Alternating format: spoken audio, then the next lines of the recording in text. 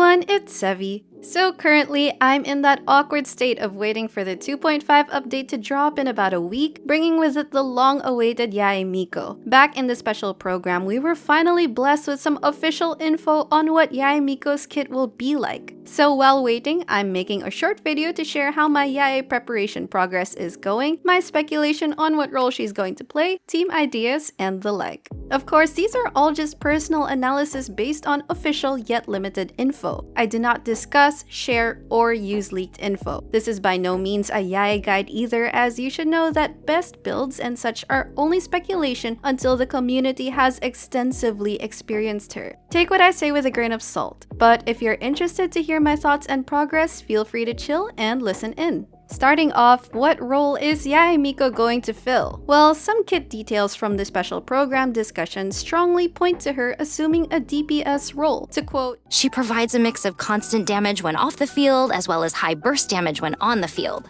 The off-field damage is based on her skill, which leaves Electro Sakura turrets that periodically damage nearby enemies. And then her burst will unseal these Sakura turrets and summon a huge Thunderbolt and subsequent Thunderbolts for each Sakura turret present. Then there's the passive talent, wherein each Sakura turret consumed resets the cooldown of one skill charge. With her passive talent, the Shrine's Sacred Shade, when Yae Miko uses her elemental burst, each Seishio Sakura destroyed resets the cooldown for one charge of her elemental skill. If I'm understanding this correctly, it means that if you deployed all your turrets pre-burst, you can essentially put all of them back up right after they're unsealed, mitigating their downtime. So the gameplay will be about her generating as many turrets as possible, then being rewarded by high burst damage if done so. If the burst isn't ready, then you just leave the turrets on the field to deal periodic damage, and presumably switch to another on-field DPS or battery Yae Miko in your rotations. We have no official info about how short the skill cooldown is, as well as the burst cost and cooldown, but those will affect how team rotations will look like.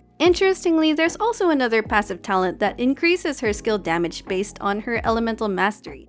After unlocking the talent Enlightened Blessing, Yae Miko's elemental mastery will increase the damage dealt by the Seishio Sakura. I'm wondering if the devs are pointing at the door for an EM build/reaction-focused Yae Miko, or if this is just a bonus on the side that makes EM substat rolls less copium. We'll see. When it comes to her build, here's my progress. For her weapons, well, I have the Hakushin Ring for a taser team, and the Wid Sith and Solar Pearl for general 4-star DPS options, which were built long ago. But I'll be summoning and trying her signature weapon too. The bigger struggle right now is farming for her artifacts, and depending on how she's going to be played, there are also different artifact loadouts I'm trying to complete. Actually, I've been living in the Electro artifact domain for a while now, and I think that this is a safe bet to farm. My main goal right now is a full Thunder Soother set. Looking at the potential teams I'll run with Yae, it looks like Thunder Soother's condition will be easier and more reliable to fulfill. Right now, I'm speculating that Yae will either be in a full Electro-focused comp or in a Taser comp. In either case, the Electro aura is able to stay reliably, which should keep the Thunder Soother buff active at all times. So it's up to RNGesus to give me whatever I can work with.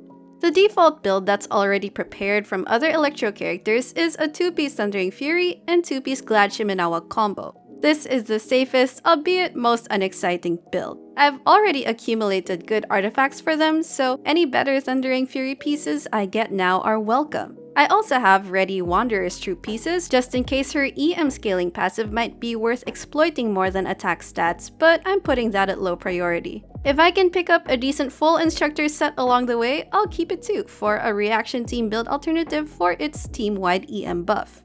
For other backup options, one is the 4-piece Thundering Fury, but this depends on how reliably she'll trigger reactions and assuming she can get enough on-field time if her skill benefits a lot from the 4-piece cooldown reduction. There's also the 4-piece emblem, which at least I have multiple full sets of on other characters, but this depends on whether or not she's feasible in a very burst-focused DPS playstyle. On that note, one reasonable assumption is that her burst cost isn't going to be cheap, since it supposedly gives a high damage payoff. To deal with that, this is where build variations and team comp choices come into play. How much energy recharge will she need? An exact range is hard to provide without knowing more info, but I'm aiming for a mid to high ER stat, something like 160 to 180, which will increase or decrease depending on particle and energy generation. There are several ways to help address that. The weapon substat, the Sand's main stat, a 2-piece emblem effect, or just really high ER substats, which still largely depends on what RNG gives me. Activating Electro Resonance should help particle generation too if playing a reaction team. As for Electro Batteries, Electro Traveler and Fischl are top bets, though Electro Traveler will purely be a battery more suited for overworld content, whereas Fischl offers battery and sub-DPS utility, which can be more valuable for time-gated content. And of course, there's the Raiden Shogun. This is where I think the Raiden and Yae pairing will shine eternal. With Raiden being the battery that she is, this should allow Yae Miko to get away with less energy than she would without Raiden, and work more on building her offensive stats. I mean, they have to work well together, right? It's a lore thing, and it would be a game design travesty if they didn't. This is the most obvious way I see them synergizing. Raiden will help Yae Miko's energy cost, buff Yae's burst damage with her skill, while Yae gives Raiden resolve stacks, and so on. For anyone who has Raiden already, you're in luck, because I think she'll be a staple teammate for Yae. Anyway, that's it for now. I'm waiting for Yae's official materials to be revealed too, so I can dump my resin into preparing them. But until then, I'm just living in this domain hoping for some good rolls. I'll share the results of my farming and testing as soon as possible after she drops. If you enjoyed this video, don't forget to leave a like, leave a comment down below how you're preparing for Yae and what you think of her so far. I would love to know. Don't forget to subscribe to my channel if you haven't already for more Genshin guides and content, and I will see you all soon. Take care!